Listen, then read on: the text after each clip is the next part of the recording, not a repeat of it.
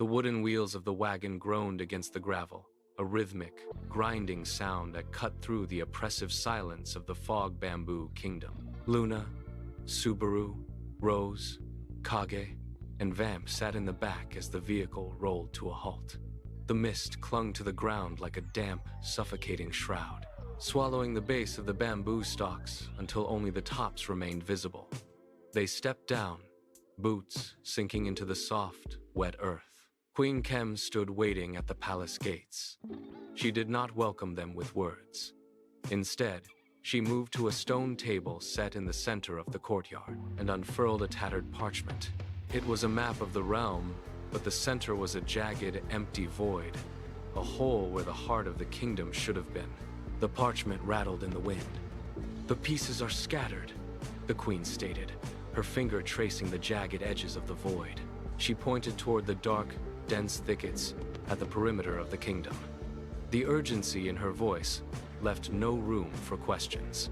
The map was a puzzle, and the missing center was a threat that had already begun to bleed into the surrounding lands. They had to move before the mist claimed the rest of the map. The team split into pairs, vanishing into the dense, swaying bamboo. For 3 days, they hacked through thickets that seemed to grow back as soon as they passed. Subaru and Rose checked the hollowed-out caves, finding only damp stone and echoes. Kage and Vamp waded through stagnant streams, their hands raw from turning over heavy river stones. Luna worked alone, tracking the faint, rhythmic pulse of energy that the map seemed to emit. She found the final piece in a dried-up well at the edge of the forest, buried beneath layers of rotted leaves and slick mud. Luna approached the stone table, her fingers trembling as she aligned the jagged shard with the empty void. The map glowed, the ink shifting to form a new mark. It was a shrine, perched atop a jagged hill. Queen Kem assigned Luke to guide them, his eyes fixed on the jagged hill ahead. The incline was steep, littered with loose shale that skittered under their boots.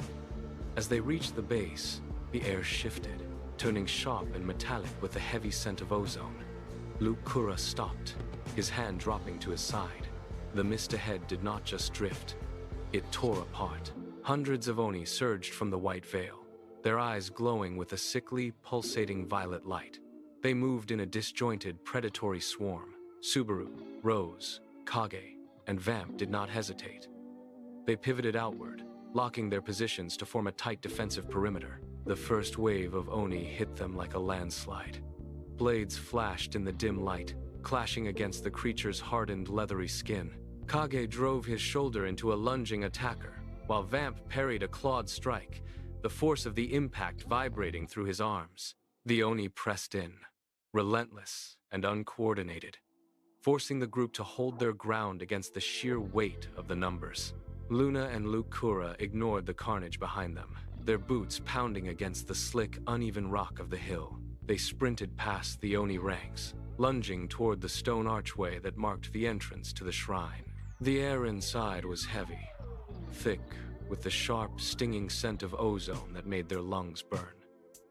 They skidded to a halt in the center of the chamber. A man stood at the heart of a blood-red vortex, his feet anchored to the stone floor as the swirling energy tore at his form. He was changing. His skin rippled and hardened, shifting into jagged plates of obsidian that fused to his limbs. The vortex hummed, a low, vibrating sound that rattled the teeth in their skulls. It pulsed with a rhythmic, violent intensity. Every time the energy flared, the chamber shook. Luna and Luke were thrown backward, their backs slamming into the cold stone walls. The man did not see them. His head was thrown back, his mouth open in a silent, agonizing roar. The dark energy surged, wrapping around him. Luna watched the man's grip on reality snap. His eyes were gone, replaced by glowing, hollow pits as the obsidian armor finished its jagged growth. He swung a heavy, hardened arm, the motion creating a whistling tear in the air. Luna didn't retreat. She lunged forward, her boots finding purchase on the slick dais. She ducked beneath the sweeping blow, the pressure of the vortex pulling at her hair and limbs. She reached the center platform in 2 desperate strides. The man moved to strike again, but she was already inside his guard. She planted her feet and shoved with every ounce of her strength. The man tumbled backward, his heavy, armored form crashing off the dais and onto the stone floor. The red vortex didn't dissipate. It whipped around, sensing the sudden vacancy. It lashed out like a living whip, coiling around Luna before she could jump clear. She felt the cold pull of the energy dragging her toward the center. Her silhouette flickered, stretching and distorting against the crimson light. Then, the vortex collapsed inward, with a sound like shattering glass. A blinding flash of crimson light erupted, swallowing the platform. When the light faded, the dais was empty. The crimson light left a ringing silence in its wake. Subaru, Rose, Kage, and Vamp scrambled onto the dais, but the platform was barren. Only the scent of ozone remained. Queen Kem's guards shackled the fallen man, but the team ignored them, their focus locked on the lingering trail of energy. It pulsed like a fading heartbeat, leading them away from the hill and into the dense, shadowed woods. They tracked the signature for miles, moving through the undergrowth until the trees abruptly gave way to a desolate, open clearing. The air here was unnaturally still. In the center of the field, a figure stood motionless, back turned to the group. Subaru called out, but the figure did not flinch. As they stepped closer, the figure pivoted. The change was immediate and jarring. Her hair had bleached into a stark, bone white, and two jagged, obsidian-like horns curved outward from her forehead. Her eyes burned with a cold, violet intensity that held no recognition. She was Runa, a vessel of raw, evolved power, and she stood ready to strike. Runa moved before the dust settled. She was a blur of white hair and lethal intent, closing the distance in a single, unnatural leap. Subaru raised his guard just in time to catch her strike on his forearm, the force of the impact sliding his boots through the dirt. She did not pause. She pivoted, her hand lashing out like a whip, forcing Rose to duck low to avoid a killing blow. Kage and Vamp moved to flank her, but Runa was faster, her movements fluid and devoid of hesitation.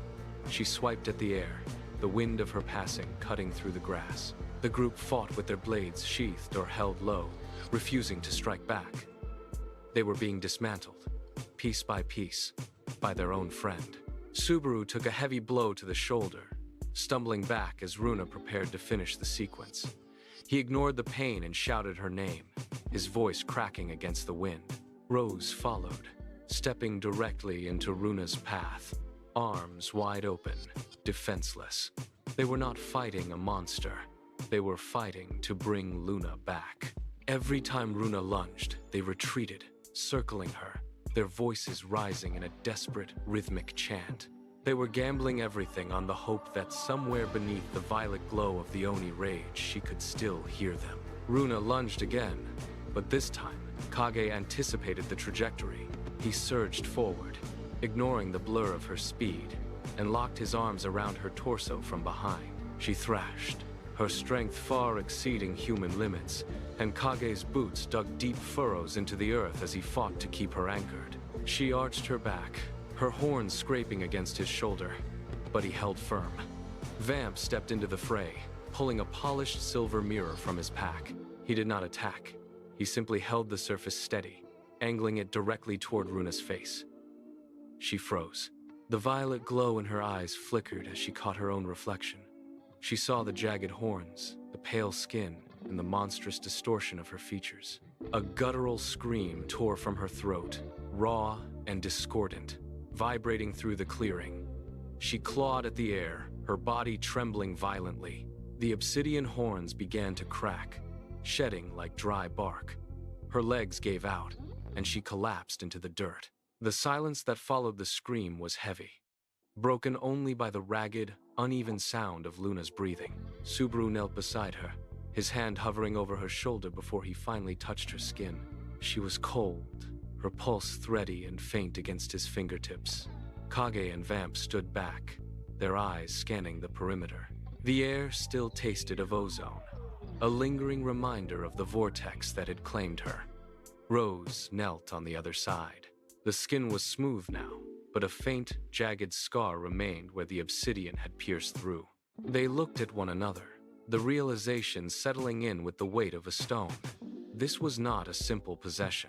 The shrine had acted as a catalyst, unlocking a dormant evolution within her blood. Luna was no longer just the person they had traveled with.